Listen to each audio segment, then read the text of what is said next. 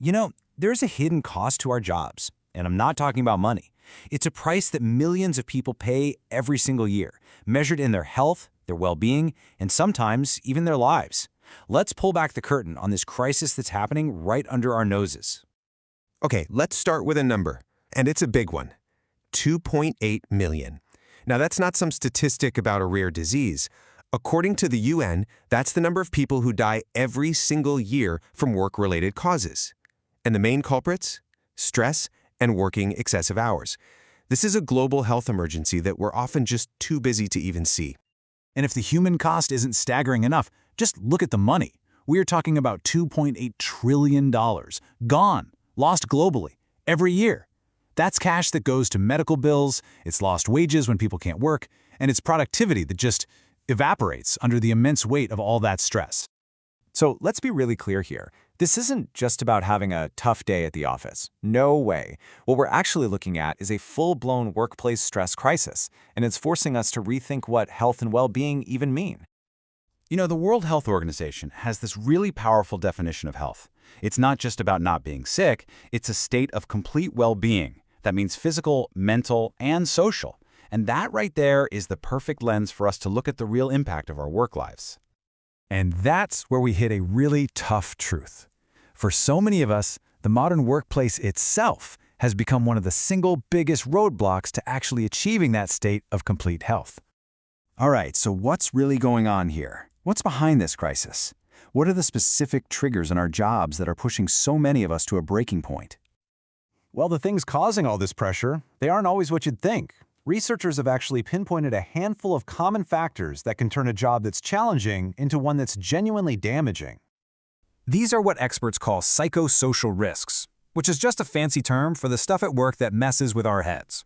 We're talking about feeling like you have zero control, working these crazy long hours, the constant worry about job security, and just having no say in how things are done.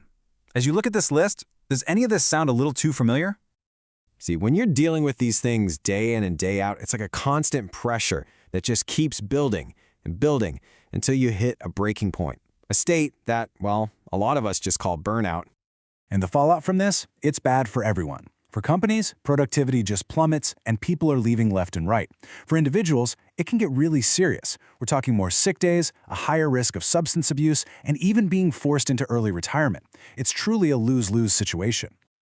Okay, so the problem is huge, and the causes are everywhere. It's a bit grim, right?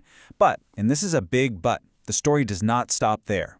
We're going to make a shift now, from looking at the problem out there to looking at a powerful tool we all have right here, inside of us.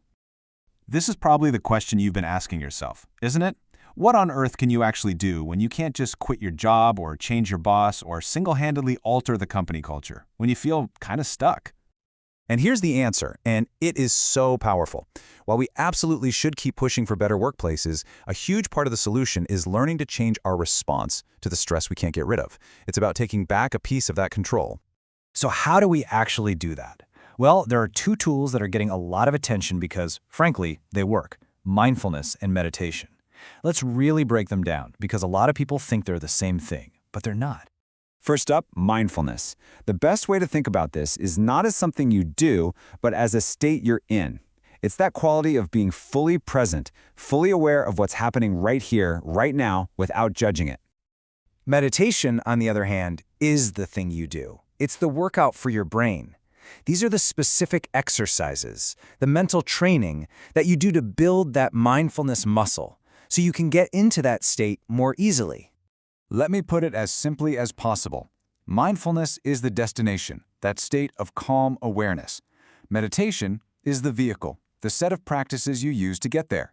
One's the goal, the other's the training you do to reach it. And the science on this is solid.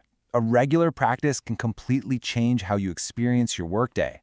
Improved emotional regulation, that just means you don't get totally hijacked by a frustrating email. Better concentration, that means you can actually focus even in a noisy office. See, it's not about making stress disappear. It's about taking away its power over you. And you can start this training right now, in less than a minute. Just sit comfortably, maybe close your eyes, and just notice your breath. Don't try to change it or control it. Just observe it. Is it fast, slow, deep, shallow? The goal isn't to do anything, but to simply become aware. That simple act of awareness is the first step. And this brings us to one final thought. The stressors at work, they probably won't disappear overnight.